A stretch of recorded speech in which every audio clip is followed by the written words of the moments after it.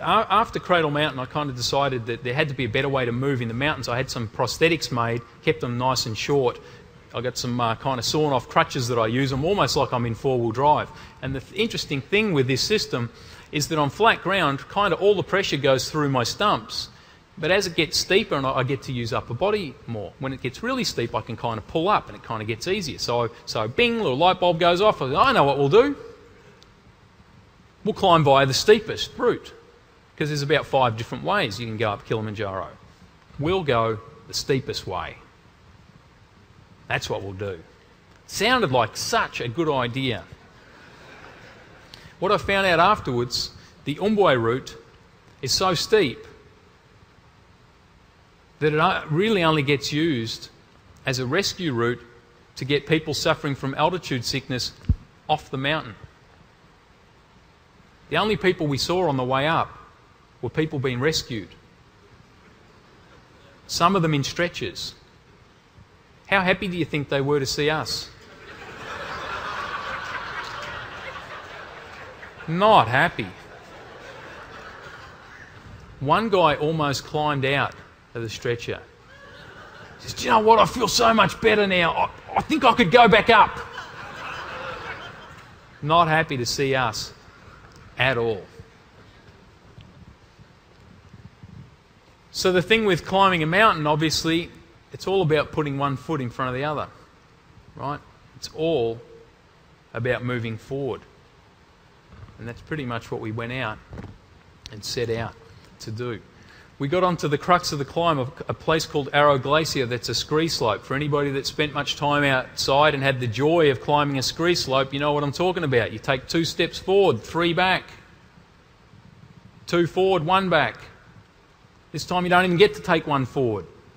Right, it's a shocker. You know what it's like. Can you imagine what it's like doing it like this? It's not fun. We're on this scree slope for about 11 hours, just moving up, up, up, until finally we find a place with a flat enough area to put up a couple of tents. We get the tents up and I pretty much collapse into my tent. You can see the joy of being in the mountains written all over my face there. Talk about sick. Holy. I've never felt so sick. For 36 hours we bunkered down in those tents, all of us feeling the effects of I was going to say alcohol then. I almost gave away one of the back secrets of the trip. There we were, totally hungover at high camp. Not quite, but a similar feeling. Sick as a dog. I got to the point where I thought, we've got to decide now whether we're going up or down, because people die at this altitude, right? I didn't go to Kilimanjaro to die. We'd pretty much hit the wall.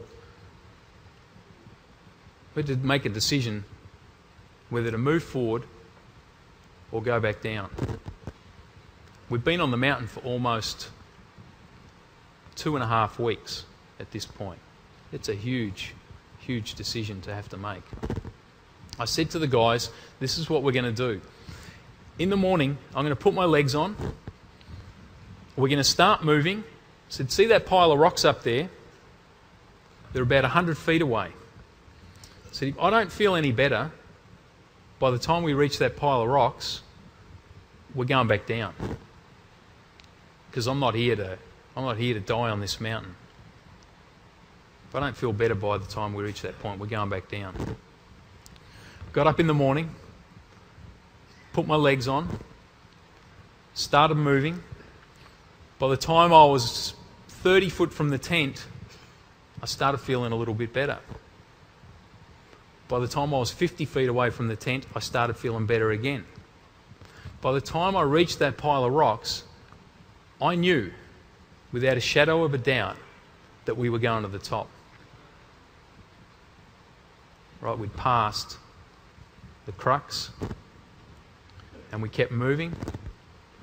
We spent the night in the crater, started climbing in the dark, watched the sun come up, and a couple of hours later got to stand on top of the highest point in Africa.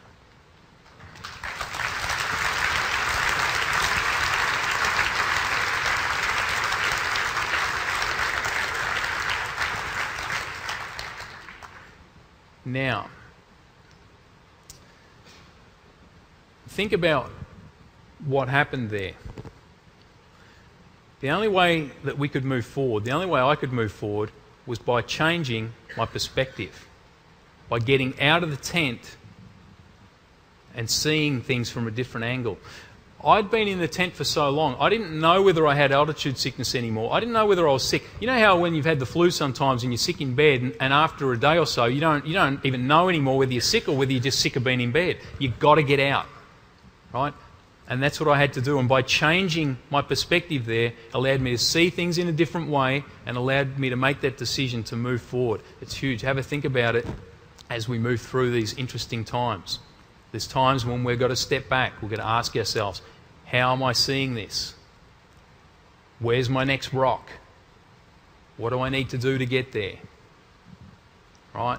We've got to step back.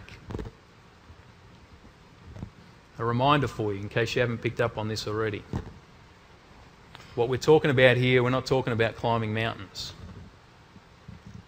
What we're talking about is that if a guy can go from here to here, what does that mean for you? What does that mean for you? What are you going to create? What kind of world are you going to create? I want to thank you guys so much for allowing me to share part of my story here with you this morning, and I want to wish you all the best in moving through and carving some success out of, let's call them, interesting times. Thanks so much for having me.